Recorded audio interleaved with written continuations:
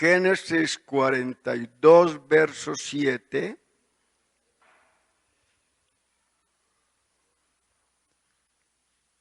Voy a leer este texto para nuestra meditación.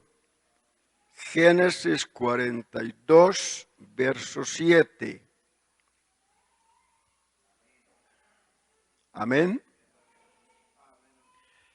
Dice, y José, cuando vio a sus hermanos, los conoció, mas hizo como que no los conocía y les habló ásperamente y les dijo, ¿de dónde habéis venido?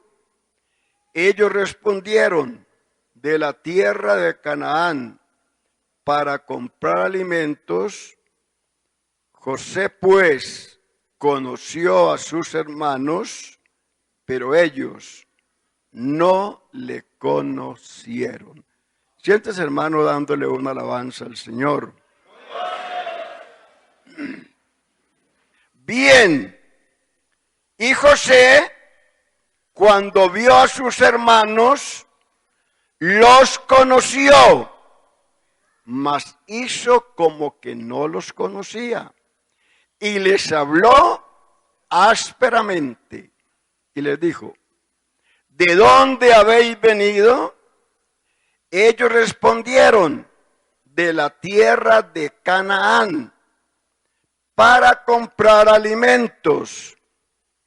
José, pues, conoció a sus hermanos, pero ellos no le conocieron.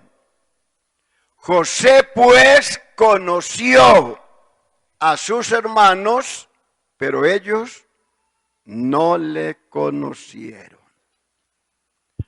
Sus hermanos llegan a Egipto a comprar pan, a comprar alimento, porque en la tierra de Canaán, la tierra de las promesas, no había que comer, no había alimento. Entonces van a Egipto porque allí sí había alimento. Y el que estaba, oiga, a cargo de esa abundancia que había de alimento en Egipto era José. Era el gobernador, era el señor, era el que vendía el alimento. Así que allí llegan sus hermanos para comprar alimento y José, tan pronto los vio, dijo, estos son mis hermanos. Eso hacía 20 años, pero sus hermanos no le conocieron. Oiga, no le conocieron. Mire, es un cuadro maravilloso, un cuadro muy amplio, un tipo hermoso de lo que pasó con Cristo cuando vino, oiga, para salvar a sus hermanos. Oiga, en su primera venida, sus hermanos no le conocieron. A lo suyo vino y los suyos no le recibieron, mas a todos los que le recibieron les dio potestad, les dio autoridad de ser hechos hijos de Dios. Su pueblo no le conoció en su primera venida. Eso es lo que dice San Juan 1:10, ya se lo mencioné. En el mundo estaba y el mundo por él fue hecho, pero el mundo no le conoció, a lo suyo vino y los suyos no le recibieron. ¿Por qué no le recibieron? Porque no le conocieron. Y vamos a mirar dos razones. Oiga, dos razones por las cuales el pueblo hebreo no le conoció en su primera venida. Ojalá usted agudice bien sus oídos y abra bien sus ojos espirituales. Ojalá le pueda decir al Señor, Señor, abre mis ojos para yo ver las maravillas de tu ley. Aleluya. La primera razón por la cual el pueblo hebreo no conoció a Cristo en su primera venida se llama velo. Oiga, se llama velo. Sobre el corazón del pueblo hebreo hay, porque allí lo tienen, hay un velo supremamente grueso que no les permite ver las cosas espirituales, ver la salvación que está preparada, ver la redención que Cristo hizo en la cruz del Calvario para salvar al hombre pecador. Ese velo no les permite a ellos mirar al Señor Jesús. Es un velo supremamente espeso. Miren lo que dice Éxodo 34:33. Y cuando acabó Moisés de hablar con ellos, puso un velo sobre su rostro. Oiga, y cuando acabó Moisés de hablar con ellos, puso un velo sobre su rostro. Moisés había permanecido en el monte Sinaí muchos días, hablando con Dios, recibiendo la ley para transmitirla al pueblo. Y dice la Biblia que cuando él descendía del pueblo, su rostro estaba iluminado. Había algo hermoso en el rostro de Moisés. Pero para que el pueblo no pusiera los ojos en aquello que había de perecer, Moisés puso un velo sobre su rostro. Ese velo era un emblema, o sea, una representación simbólica del carácter oscuro y tenebroso de esa dispensación mosaica. Bendito el nombre del Señor. Pablo habla de ese velo en la segunda carta a los Corintios, capítulo 3, verso 15. Y aún hasta el día de hoy, cuando se lea a Moisés, el velo está puesto sobre el corazón de ellos. Pero cuando se conviertan al Señor, el velo se quitará.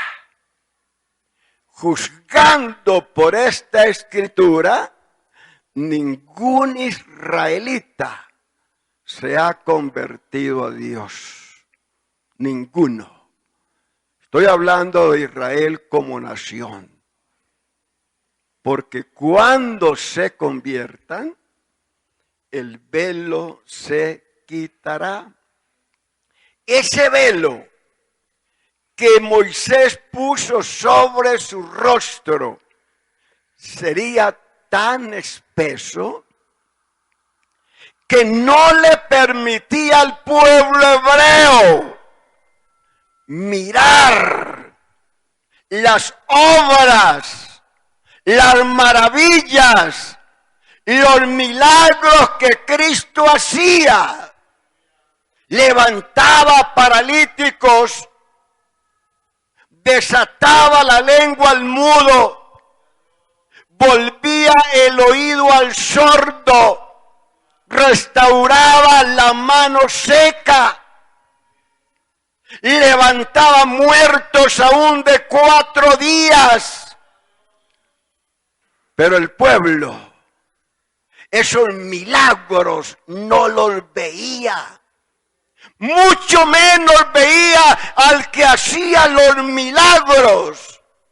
¿Sabe qué veían ellos? El día sábado, el día de reposo. Era todo lo que ellos veían, pero el milagro no lo veían. Mire lo que Jesús les dijo, San Juan 14:11. Creedme que yo soy en el Padre y el Padre en mí. De otra manera, creedme por las mismas obras. Pero no creían por sus obras porque no veían las obras. Solamente veían el sábado. El velo no les permitía ver las obras, ver el milagro, ver al que hacía las obras. Solamente les permitía ver el sábado. Un día, Cristo le dio la visión a un hombre ciego de nacimiento. Pero no vieron el milagro. No vieron esa obra, no vieron al que hizo la obra, solo vieron el sábado. San Juan 9:16. Entonces algunos de los fariseos decían, este hombre no procede de Dios. ¿Por qué? Porque no guarda el día de reposo. Otros decían, ¿cómo puede un hombre pecador hacer estas señales? Y había disensión entre ellos. Mire, semejante milagro le da la visión a un hombre ciego de nacimiento. Y dicen, este hombre no es de Dios. ¿Pero por qué no? Es que no guarda el sábado. Mire que ellos solamente veían el sábado, porque el velo no les permitía ver la gran realidad. Y todavía el velo está puesto en el corazón de ellos. Todavía ellos no pueden ver a Cristo. Ellos sienten un desprecio terrible por el Señor Jesús. Cuando alguien habla con un hebreo acerca de mi Cristo, ¿sabe qué hacen ellos? Escupen en el suelo y con sus zapatos pisan la saliva, indicando con eso el desprecio que sienten por el Señor Jesús. Es que ese velo que tienen es algo terrible. Segunda razón. Oiga. La segunda razón es que la Biblia presenta 2 retratos de mi Cristo. Oiga, 2 retratos del Mesías presenta la Biblia. Un retrato como el Mesías sufriente. Y otro retrato como el Mesías reinante. Dos retratos, uno como el que sufre y otro como el que reina. Bendito su nombre. Así que esa es la segunda razón. Isaías 53, verso 3. Despreciado y desechado entre los hombres, varón de dolores, experimentado en quebranto, como que escondimos de él el rostro, fue menospreciado y no lo estimamos. Allí Isaías presenta a Cristo como el Mesías sufriente. Y Lucas, capítulo 1, lo presenta como el Mesías reinante. Dice, y reinará sobre la casa de Jacob, y de su reino no habrá fin. Así que mire que un texto lo presenta como el Mesías sufriente y otro como el Mesías reinante.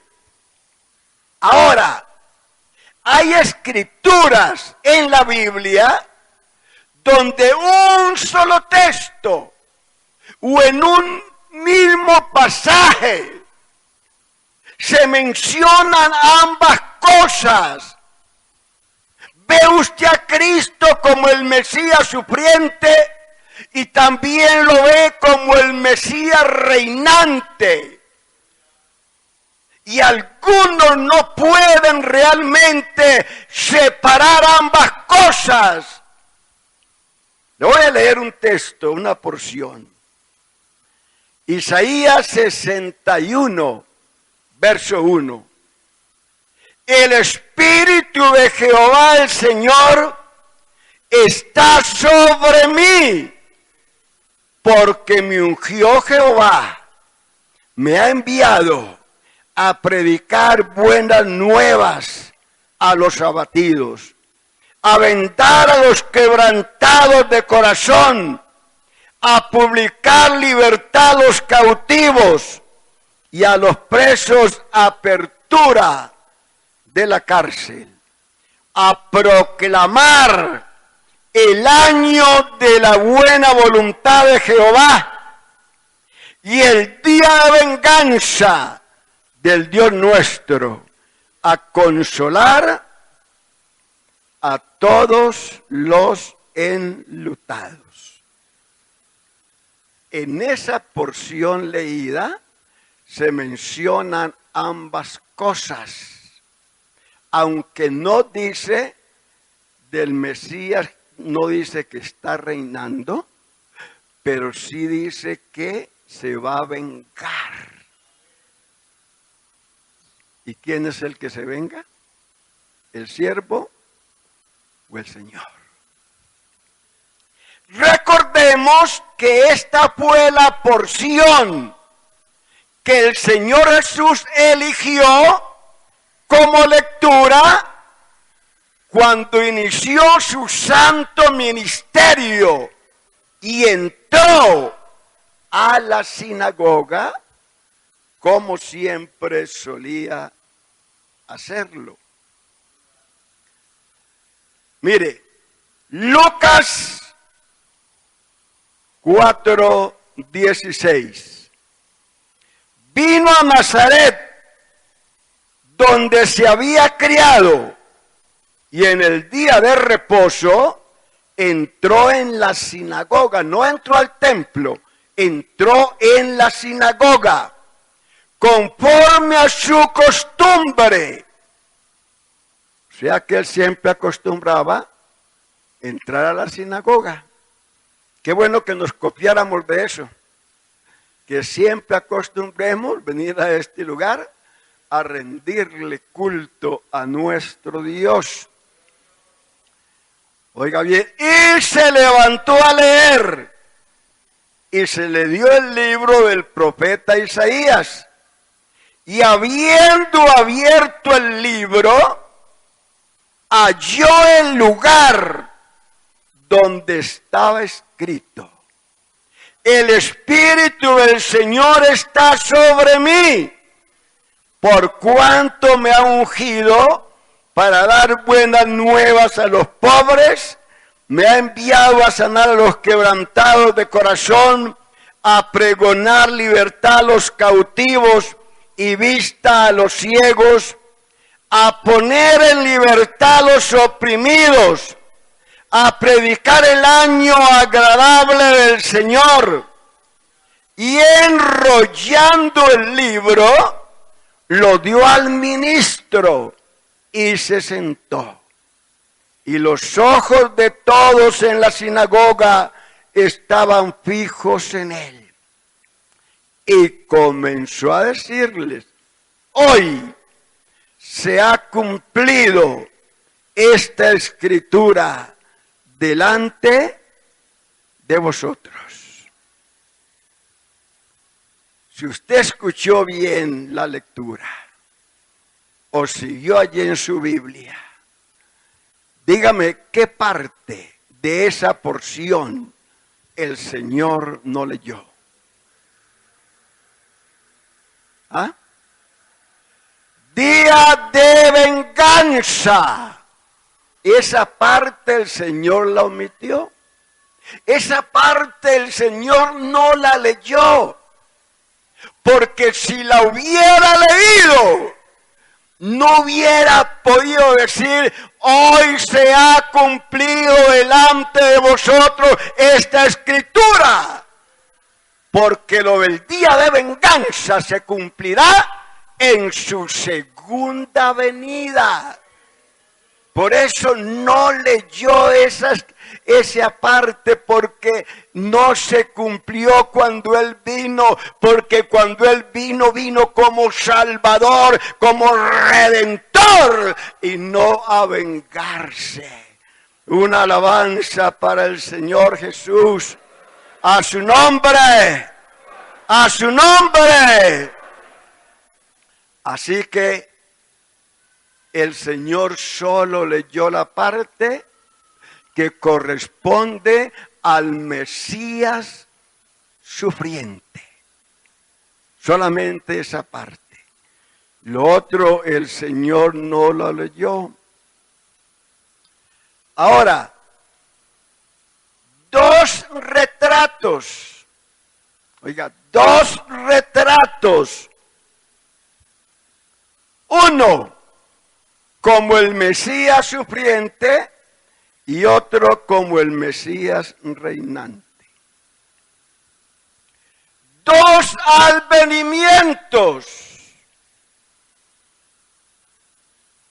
Pero entre esos dos advenimientos hay un valle de tiempo que los profetas de la antigüedad, los hombres de Dios deseaban ver, deseaban conocer. Y ellos clamaban, ellos investigaban, ellos escudriñaban, porque querían saber, pero Dios no se lo permitió. Primera de Pedro 1:10. Los profetas que profetizaron de la gracia destinada a vosotros inquirieron y diligentemente indagaron acerca de esta salvación, escudriñando qué persona y qué tiempo indicaba el Espíritu de Cristo que estaba en ellos, el cual anunciaba de antemano los sufrimientos de Cristo y las glorias que vendrían tras ellos. A estos se les reveló que no para sí mismos, sino para nosotros administraban las cosas que ahora os son anunciadas por los que os han predicado el Evangelio por el Espíritu Santo enviado del cielo, cosas en las cuales anhelan mirar los ángeles. Bendito su nombre. Los profetas, óigame bien, en su visión profética, en su visión profética, veían estos dos advenimientos, uno como el Mesías reinante y otro como el Mesías sufriente. Pero lo que ellos no podían ver era el valle del tiempo que había entre esas dos montañas, entre esos dos advenimientos. No podían ver ese valle.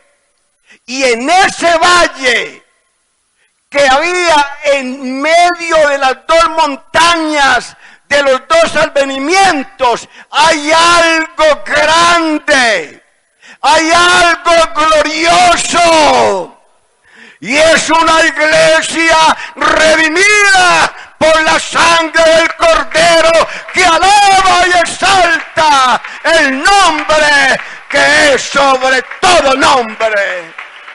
¡Aleluya! Alábelo con más vida, con más poder. Sea bendito el nombre del Señor Jesús. Aleluya, aleluya, aleluya, aleluya.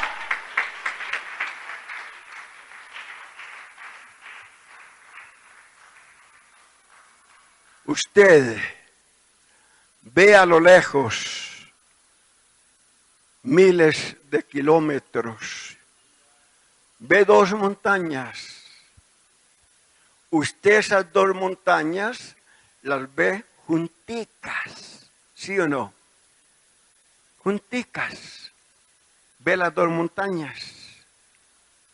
Por causa de la distancia las ve juntas, pegaditas.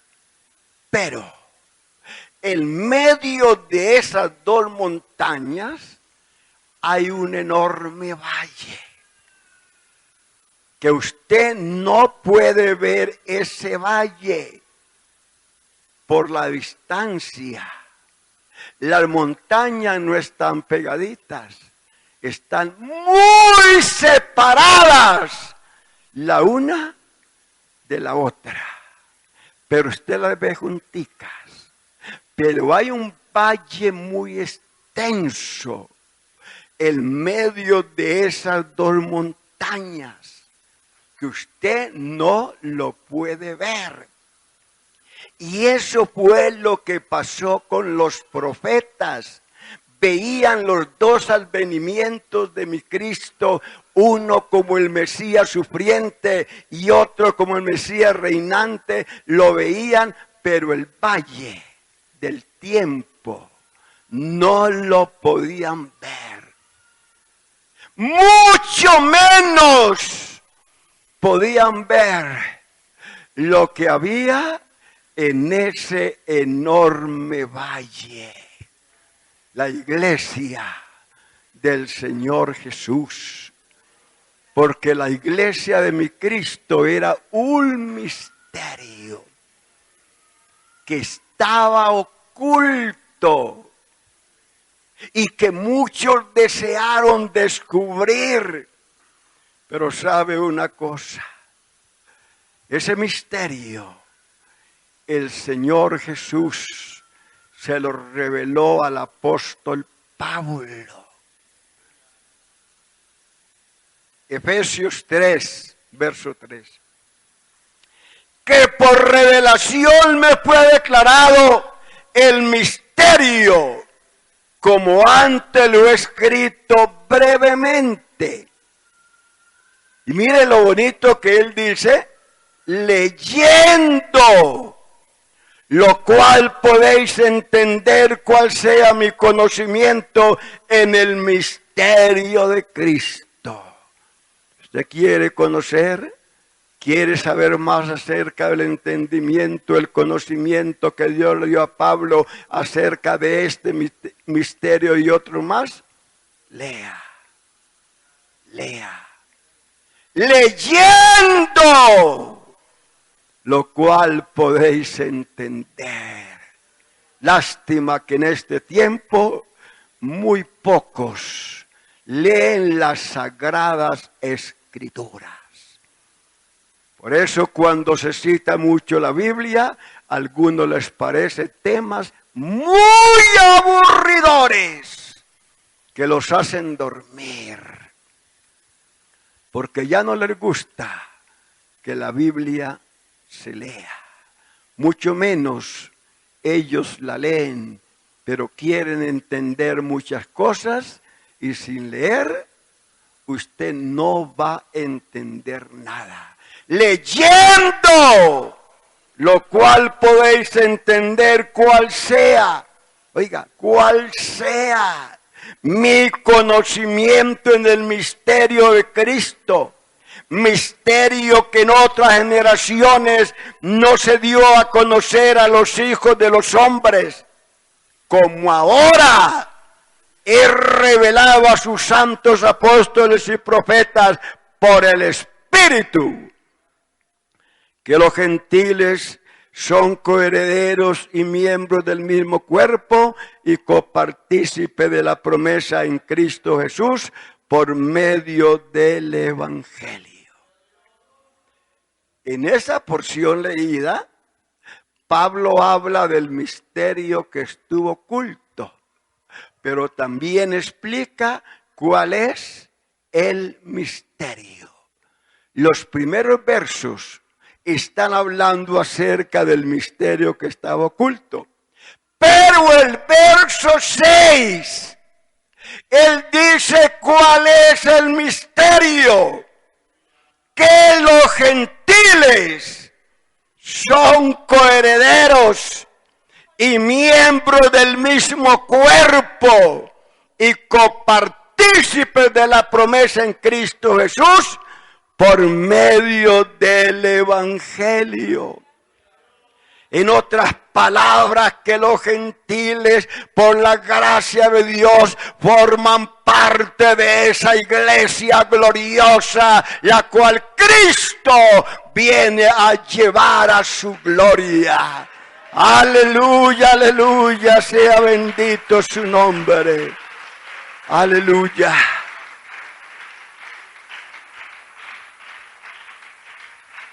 Ese era un misterio que estaba oculto desde tiempos eternos. Romanos 16, 25. Y al que puede confirmaros, según mi evangelio y la predicación de Jesucristo, según la revelación del misterio que se ha mantenido oculto desde tiempos eternos.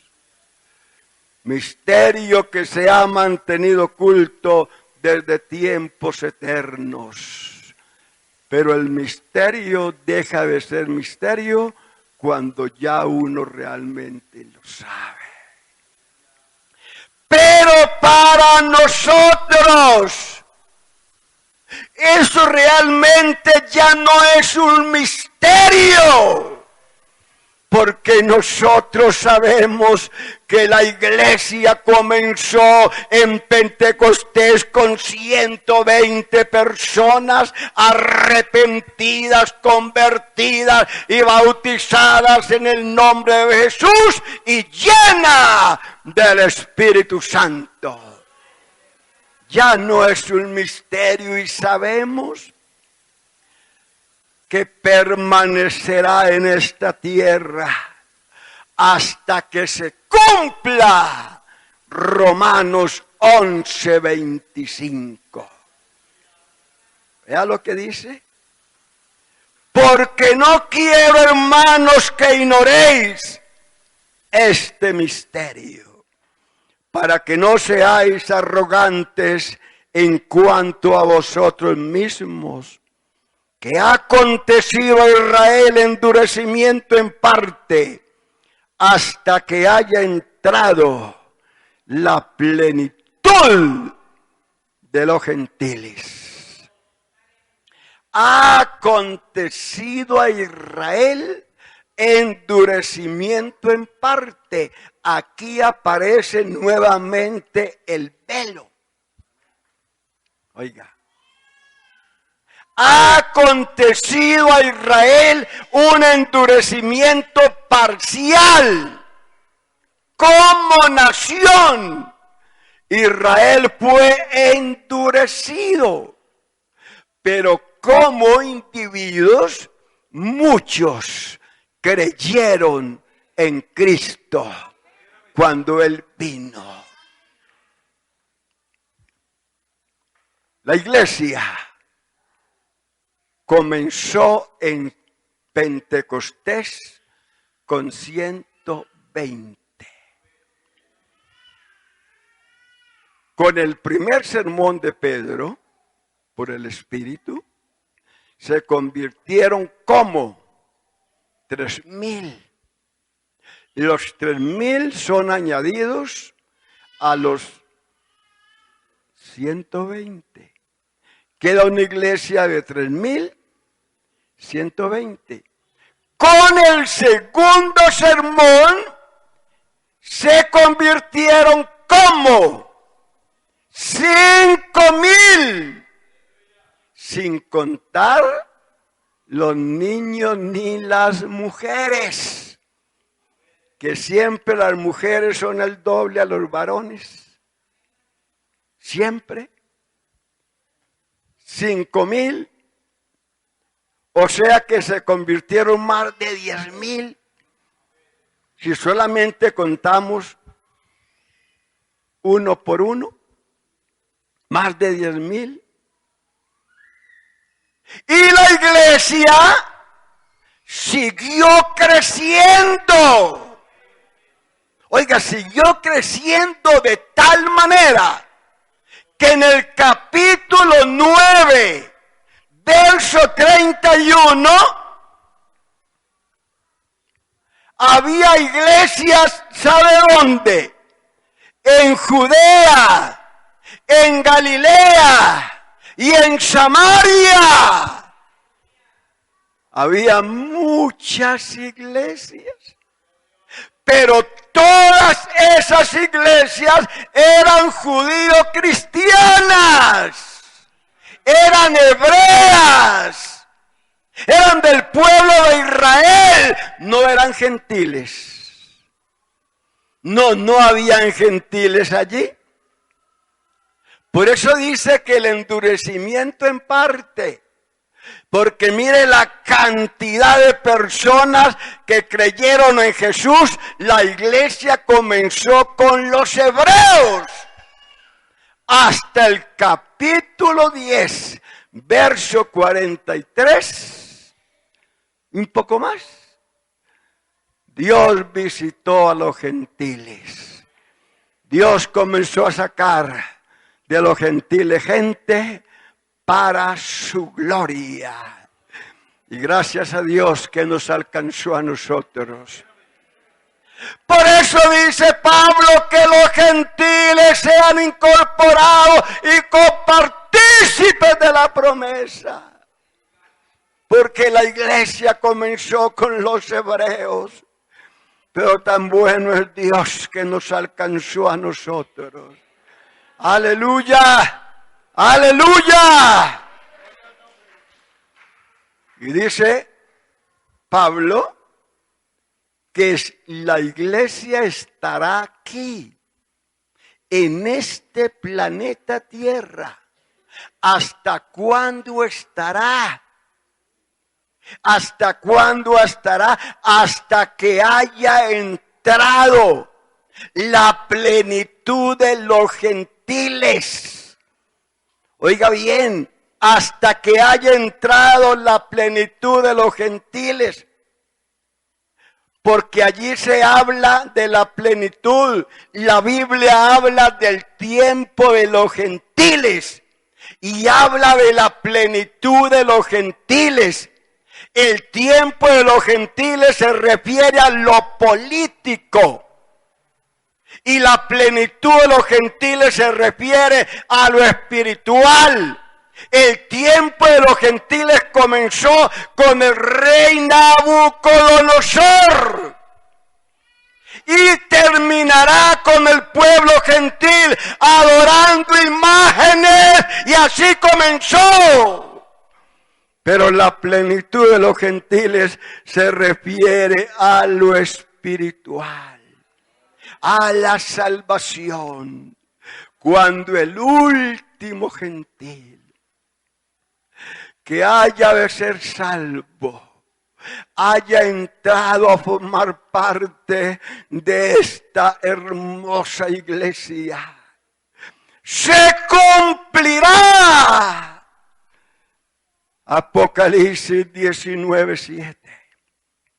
Gocémonos y alegrémonos y démosle gloria, porque han llegado las bodas del Cordero y su esposa se ha preparado y a ella se le ha concedido que se vista de lino fino y limpio y resplandeciente, porque el lino fino es las acciones justas de los santos. Cuando el último gentil haya creído a este glorioso evangelio, se haya arrepentido y convertido y se haya bautizado en su nombre y haya sido lleno del Espíritu Santo, esta iglesia se irá con el Señor de la gloria. Aleluya, aleluya, aleluya, aleluya, aleluya.